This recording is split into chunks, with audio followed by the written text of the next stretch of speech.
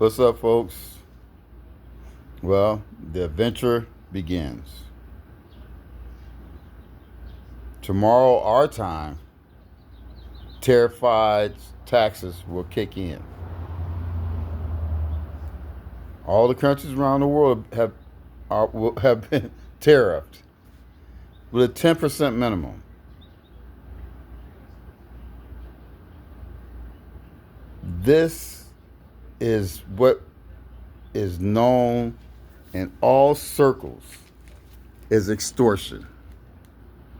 This is extortion. This is horrible. Our government is being run by a crime boss. Now they're trying to spin this shit to us a certain way, and they're trying to act like they're trying to talk like this is just like government as usual, but it's not. This man has issued a 10% tariff on every country around the world. Most tariffs are between 1 to 3%. He's got a 46% tariff on Lesotho. This based on the amount that they spend with the U.S. as opposed to what the U.S. buys. Now, Lesotho is a fairly poor country, but what the U.S. buys from them is diamonds. They buy diamonds. So they're trying to say, because Lesotho can only buy food from us, but we buy diamonds from them, they need to pay more for their food. This is extortion. Trump expects that each of these countries is going to contact America, and he's going to be able to make a deal with each one of them, line them up like they're the shops on the block in 1950s New York. They're the shops on the block. Everyone will be shook down. He's trying to shake down the world. The problem with it is the world realizes that. All these countries know exactly what he's doing. All these countries right now are looking at what is China going to do. China's the only country in the world that can fight back against the United States. They're the only ones that have the power to fight back economically, militarily. Because let's not get this wrong. We're in a trade war now. But what happens if Trump loses the trade war? Has anybody thought about that? What happens if he loses the trade war? Do we go to war, actual military war? That's generally the recourse of a hegemon government, a government that's had dominance over the world for years. Most of them, just about all collapsed or failed governments. Their last recourse is to go to war with the country that's pushing them out, that's pushing them to second place. You know, the problem that we have is we have a truly unstable leader. And we also have a leader that nobody's thinking about, that they don't talk about. The media dares not say for fear of reprisal. They dare not mention. This guy is a convicted criminal of 34 counts of fraud. 34 counts of fraud.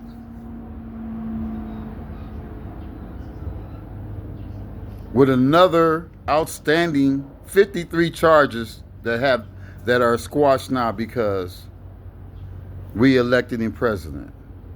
And you have all these people crying about, I didn't ask for this, and all that kind of stuff. What the hell did you think was going to happen? No, really, what did you really think was going to happen?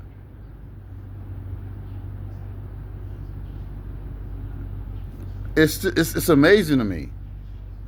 It's amazing that people can be so deep in their belief that they are superior to everybody else, and that they couldn't vote in their own best interests. They took the dice and rolled snake eyes. You guys got snake eyes. You've lost already. You guys have lost already. Your farms, they may be gone. Your crops, they've already been lost because the guy that you elected was telling you before he got elected that he was going to run all your workers off. But you still did it. So what did you think was going to happen? If I tell you over and over, when I get power, I'm going to come burn your house down. If I keep saying it over and over, that's a real thought. It's not a passing threat. It's a real thought. When it's constantly repeated, it's a real thought. Trump has said for years he believed in tariffs.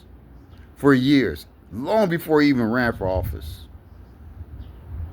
He tried doing tariffs when he was in office before, and he had guys around him who were serious academics. People with way more intelligence than this group in here. And it might not be intelligence, it might just be that we have a whole group of criminals in the White House. Because there's another thing that's about this, and it's something that came to my attention when I was watching Malcolm Nance's podcast, and this sticks in my, it is confusing, especially to hear from him. When he mentioned that the Trump administration, 2 or 3 days before they announced, before they had Tariff Day, before they made Liberation Day, before they announced the Liberation Day, but 2 or 3 days before that, they fired the chief and the second in command at the National Security Agency, at the NSA. Now, the NSA is our ultimate investigators. There may not be a connection, but you have to wonder, wait a minute,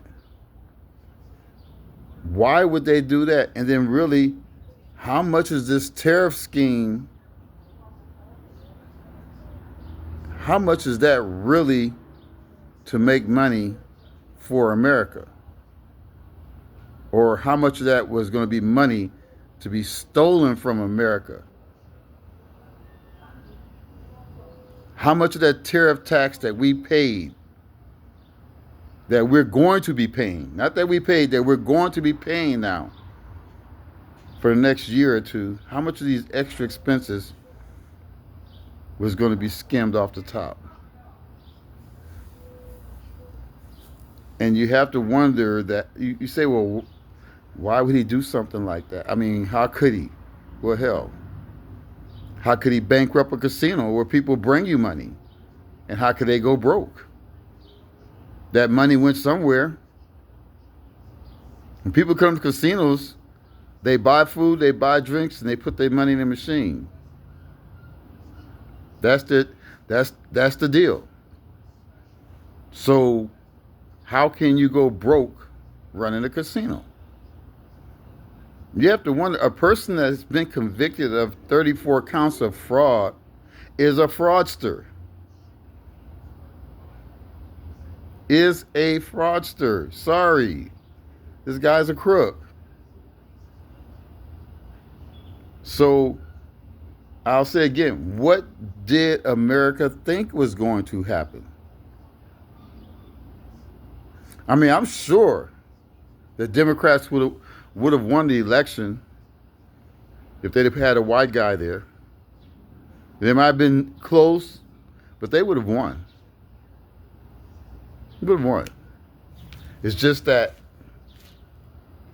we weren't going to, America was not going to vote for a black woman. They just were not going to do that. Just the same as here. Also, look, and they were not going to do that because we are a racist country and have always been. Have always been. And people will say, well, you can't, we deny it. And I mean, everybody wants to be non-racist. They always say, oh, no, I'm not a racist. Oh, sure, if you go along with the status quo and you don't speak up, whether you did it or whatever, you're still complicit, you're still part of the action, you still enjoy the benefit, which is part of the reason that you're complicit and part of the action. So let's not act innocent and do the victim thing. I'm not, because it could not keep going on without the assistance of a whole bunch of I'm nots. But it's been going on. I mean, just think about it. If this country, and I'm going to go back to the Revolutionary War, America was getting its ass kicked by the British. The Continental Congress was going to do a recall and call Washington back and replace him with another general because he was constantly losing. Nathan Hale had been captured and killed. America was in trouble. But James Armistead Lafayette, a black slave, who was under the command of the Marquis de Lafayette, volunteered to be a spy. And the reason he was able to accomplish the mission he did was because his owners, unlike a lot of other slave owners, had taught him to read, and he could read. So when that gave the Continental Army under Washington the go-ahead, will send him in. James went in on the British side, and he befriended Benedict Arnold, who had defected and went back to the British. Benedict Arnold had become a general in the British Army after his defection. From there, he ended up working at British headquarters. General Cornwallis loved him. He was his man Friday in the office. There at the command center, at the headquarters. He was their man. So, but as the problem that white folks have, they look at black people and they just assume that we're dumber than them because of our skin color. And that's what Cornwallis assumed. But James Armistead was able to copy British troop movements and other battle plans and got those back to the Continental Army. And that's what turned the war. That allowed Washington to attack in between troop movements and split them up and finally get one of the first victories of the Revolutionary War. And they were able to continue and even to the point to where they were able to get General Cornwallis to surrender. And when he surrendered, he saw James Armistead Lafayette. And he looked at him and he said, "I'll be damned, you tricked me." Now that's the part of the story, but this is where, when we say this is where America, where we could have stopped our evil then, because at that point we had already eliminated the Indians pretty much and we had put them out to pasture. We had already enslaved black people and as well other indentured servants. But after that, and the war was over, James Armistead petitioned for his freedom and was denied his freedom.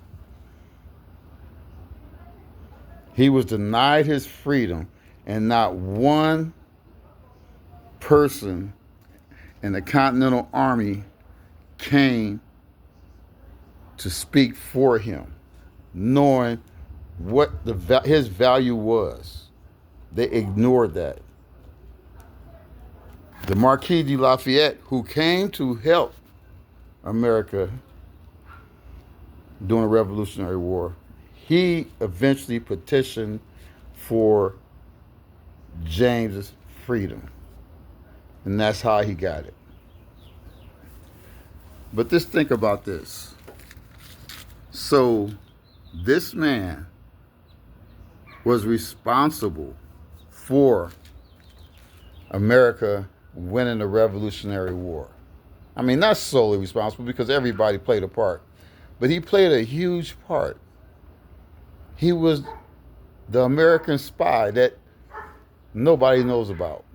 Everybody knows about Nathan Hale. They know he was caught, hanged, and killed. They know that. Nobody knows about James Armistead Lafayette, who provided info on a regular basis. And that saved America from losing to the British. So America had a chance at that time to actually be the godly people they claim to be. But of course, we know that's a farce, because it only got worse from that point. So when you look, the reason I went back to that act in the Revolutionary War, because we all know, well, especially black people and most of Americans, maybe not a lot of white kids, they try and hide their history from their kids and keep them dumb and stupid. But we know all the evils, not through the years. Not from that point on, when that could have been the redemption of America, to start on a positive track with an actual peaceful and prosperous country. But they didn't choose that. They chose to keep people enslaved for another 200 years. So, and you look at that, I mean, and then we could talk about the Jim Crow stuff, but even look at all that, the things that we do. I mean, Martin Luther King, Medgar Evers, Malcolm X, Fred Hampton, Thomas Sankara, Joseph Lumumba. I mean, every black person that tried to stand up for black people to try and better us, even after what James Armistead did in the Revolutionary War for this country, they took us out. Even today, Ibrahim Traore Traore down in Burkina Faso.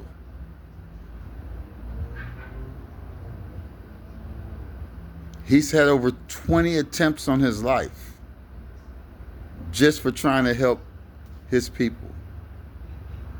He kicked the French out, he kicked the Americans out the country, and they end up the next two countries to him, Niger and Mali, and they formed their alliance, and they say it's called the AES, but they're developing their countries without the domination of the Europeans or America. And he's had 20 attempts on his life since.